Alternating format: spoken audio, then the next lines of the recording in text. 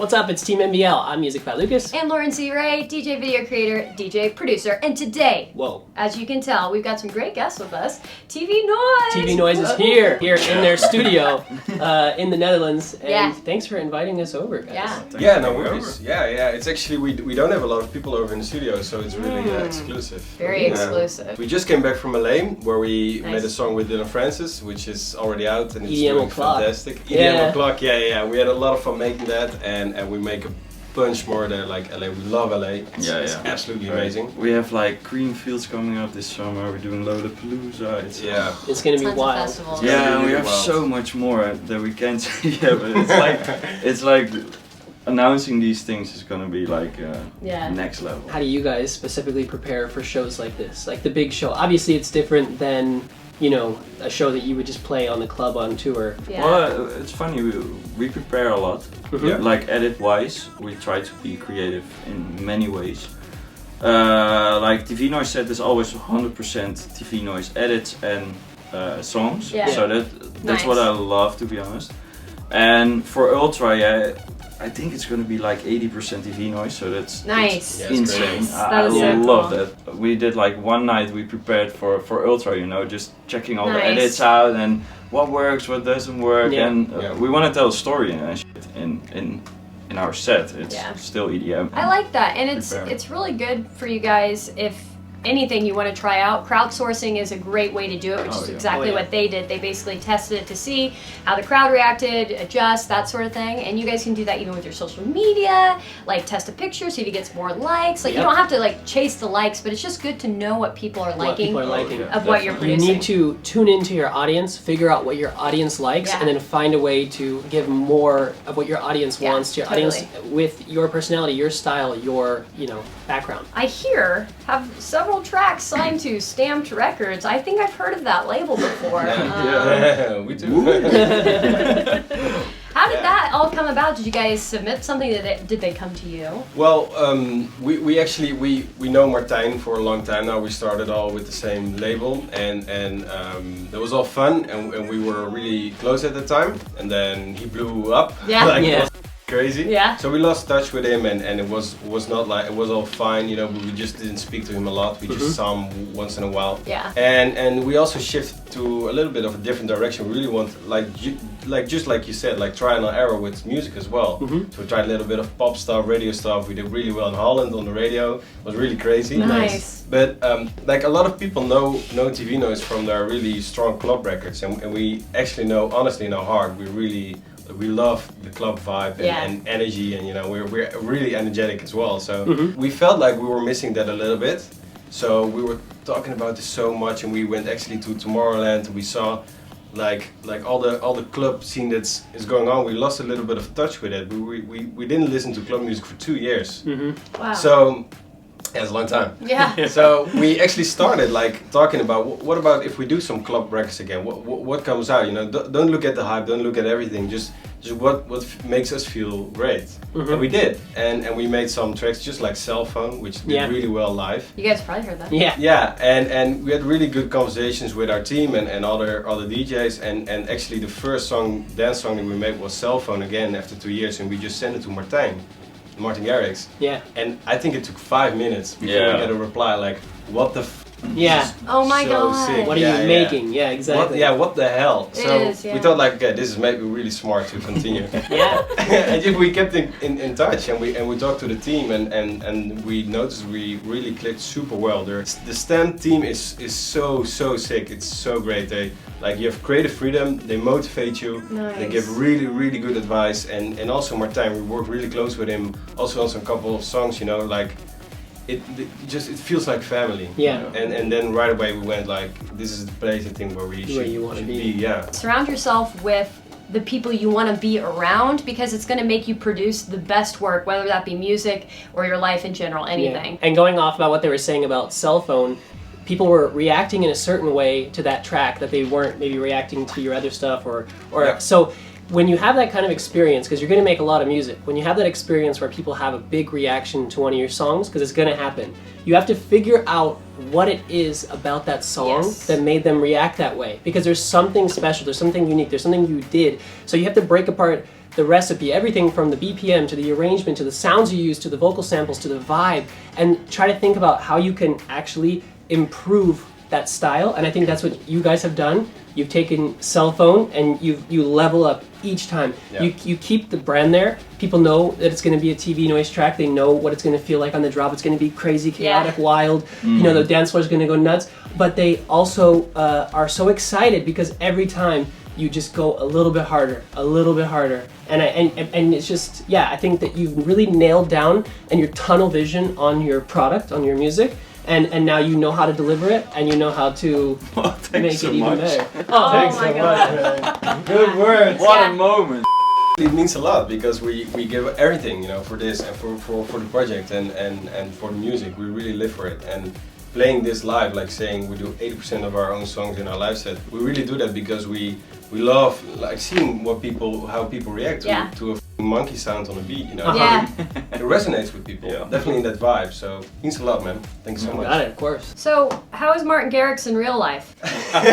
No, Rich he's just Yeah. we know him for 8 years. Yeah. 8 years? Yeah. Didn't change. Literally. No, not at all. He's just So sweet. fame. Do you think like Of fame course has it a, changes you. but Of not course. like You guys the- have changed so much since Yeah. the first one. No, yeah, of course fame does something with you, of course, but I think for him it was positive because he loves everything he does. Yeah. Nice. And he's so enthusiastic about anything. Yeah, and he loves So to work, good. he loves to help. He's literally, we were in the studio and we just couldn't figure something out and we talked a lot about it and he said like, you know, I'm gonna cancel all my plans, I'm coming to the studio That's right now, amazing. I'm gonna help you, yeah. That's the kind of boss you want, is someone that's that involved and That's, invested. yeah. And a it's collaborator. crazy. And a friend. Yeah, definitely. You can talk really well with him. So it's the most humble, motivated, energetic, happy guy you will ever meet. What would you give as like your best tip, I guess, To get on Stamped. to get on To Stamped? get on Stamped.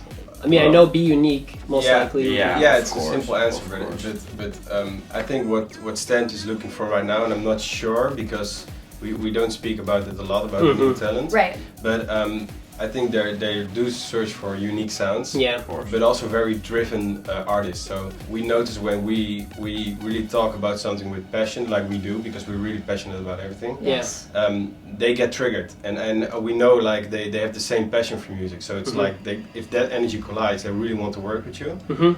And just like, for example, places like Dance Fair in Utrecht is like a place where everybody comes. They're also there, you know. Yeah. You can drop some demos. Obviously, I think it's really nice to open the doors to new styles because yeah. those are the places where the evolution is going to happen with music, where things are going to change. And when evolution happens and things change in music, everyone's focus switches to those areas. And that's how I think Stamped is going to continue to grow, is because they're going to be the place, the hotbed, the place where new things are coming. So everyone, kind of like the same way with Hexagon is the same thing. A lot of people all of a sudden were like, whoa, what's going on here? What are they doing? Yeah, you know? yeah. And it's crazy. We heard the plans from Stamped and what they are planning to do this year, and it's absolutely crazy. They're gonna blow up so much. It's even more. Yeah, it's gonna be so big. It is a very, like, it's different than, you guys have to remember that it's different than traditional music, where music was just meant you just picked up a guitar and you were trying to make something that made you feel something. Yeah. Now it's so critical with EQ and mixing and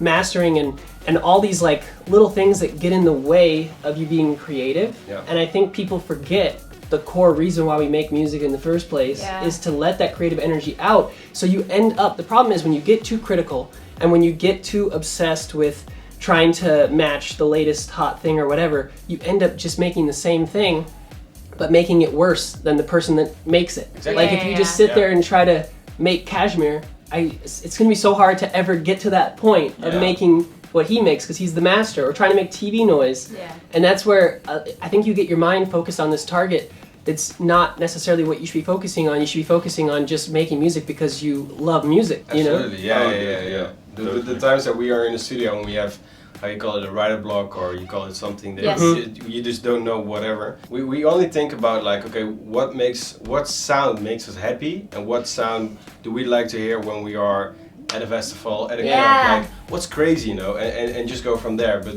what we also did in the past was just scrolling to all like 1001 track lists. Oh, what's the most played song? Yes. That's So you're many never gonna people get it. want to do that. They're like, oh, Yeah. Fisher was such a big song. I need to make the next Fisher Yeah, track. then you're too late already. Yeah. Absolutely. And I like the fact that you guys think about what would we like to hear? What Yeah. if we were at a festival rather than what do people want to hear from me? And I think that's kind of tough too because it's like people want to almost write music for the listener, but you think you still have to make it you for should yourself, love your right? music. Yeah. Because you're a listener. Yeah, absolutely. Well, if you love it, you're proud of it. Yeah. People will appreciate it way more than you just put out a song that you think people will love. So I want to take it back to 2 years. You said you didn't listen to any club music for 2 years. No. So I don't know if I missed it, but what was the reason for that? Like you just Well, we What wanted was the to decision try. for that? We wanted to try to make pop music, yeah. and we wanted to just explore how the world is and how we could make pop music. Yeah.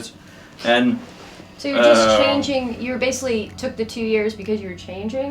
yeah, we were changing a lot, and also as a human being, we felt like we had to do that to be like more like ourselves. And Nice. after like two years, we just felt that was a really nice time, but Yeah. our passion was still with club music and Okay. playing live shows and playing like our own songs at festivals and stuff. So we missed that. we missed it a lot.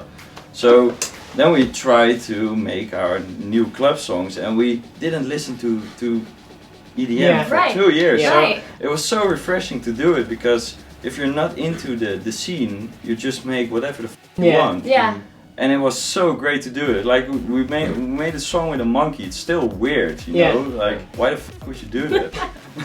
Well, I think what's funny is I think that those 2 years almost helped create what is the new Oh, TV yeah. noise because Definitely, you yeah. had all this pent up energy that Yeah. needed to get out. So then everyone was like you said, everyone's reaction to cell phone was like, what the hell is this? And I Yeah. think it was just you going insane because you Yeah. were like, I need to get this out. Yeah, Yeah. and you know, in that part, we really, in those 2 years, it was really weird 2 years, and very intense. Yeah. We did so much studio hours, and we still do make a lot of pop music. We do still make a lot of other songs, and we actually have released songs that are not dance and Yeah. are just under different names and other different people. And that feels really good because we are so... You can we're get really out that energy. Yeah. You can get out the energy because it's all about energy. It's all about creative flow, and we get inspired by the weirdest things. And Yeah. it's good to have that out, you know. Just let it breathe and let it go, and keep all. And if we just feel angry, energized, happy, we just make TV noise songs because There that's you that's go. the style. Exactly. So that's totally fine. Wondering if somebody who's watching this is either frustrated or trying to switch a genre or feels like, this EDM scene is so oversaturated. Like anyone who's frustrated, you would recommend maybe taking a break because you're going to reappreciate it when you come back. Is that what you kind of think? Absolutely. Oh yeah, hell yeah, yeah. Sometimes it works. I think for some people it works. Yeah. Some people maybe it doesn't because that's just their character Yeah. thinking like that. But it's not good to take. It's not wrong to take a step back. Yeah. I really think Not so. to You know. force That's nice to hear that from Yeah, you guys yeah. because Yeah. I think Yeah, definitely. I think they probably would hear that as quitting or Also, giving up. well, you know? Oh, definitely No, not. Yeah. No, it's a learning progress, you know. Also, if music is your true passion, your number one passion, it will creep back up on you. Yeah. It creeps back. all Yeah, the it's time. like that's how I always knew that music was the thing that I want because I always had different things I was into growing up. Like, oh, now I want to try this. Now I want to try this. But music was the thing that always came back, and the other stuff I only liked it for like 6 months or something. You know, Yeah. like it was only for a moment. Now I don't even care about it. So I think we got like tons of tips and tricks Yeah. from TV Noise. You guys were Killing it. amazing, Oh, and thank man. you so much for Yeah. inviting us in because we're very exclusive, as they Yeah. said earlier. Thank you guys for coming over. Yeah. Yes. And if you haven't subscribed yet, make sure you subscribe. And give this video a thumbs up if you love TV Noise. See, there it Thumbs is. up, like, Thumbs subscribe. up, come on, man. See, yeah, Channel's very around here, YouTubey. right? New Very track, YouTubey. new track, thumbs up collab Yeah. coming out soon. All right, guys, bye. Bye. Bye.